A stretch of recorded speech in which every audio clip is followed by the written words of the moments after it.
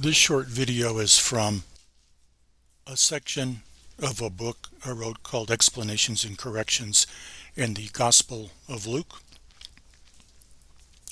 The title is, In What Sense Was the Abomination Abominable? The beast was abominable because it was Gentile. Genesis 43:32 says that the Egyptians refused to eat bread with the Hebrews, for that is an abomination unto the Egyptians. So an action can be scripturally called an abomination. Certain unclean foods are called abominations in Leviticus 11, according to the American Standard Version. Genesis 46:34 says, For every shepherd is an abomination unto the Egyptians. So despised human beings themselves are sometimes called abominations. 1 Samuel 13:4 says, Israel also had an abomination with the Philistines, meaning that Israel was hated, repulsive, or abhorred by the Philistines.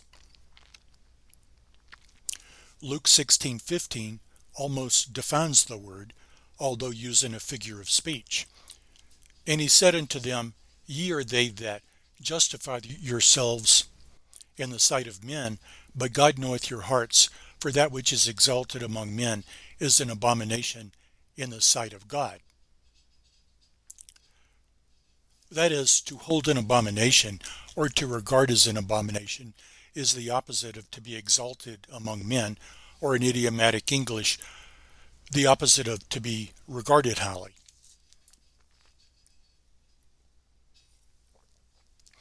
Because of reasons in this and later chapters, I think that the fourth beast and the armies it symbolized were called an abomination simply because they were despised Gentiles, not because the fourth beast resembled a boar, and not because the beast and the Gentiles were terrifying or loathsome in appearance or behavior.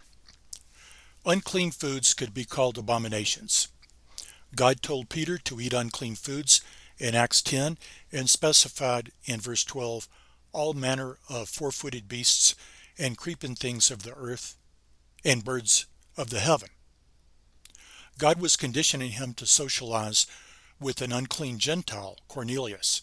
In Acts 10:28, Peter says, Ye yourselves know how it is an unlawful thing for a man that is a Jew to join himself or come unto one of another nation. And yet unto me hath God showed that I should not call any man uncommon or unclean.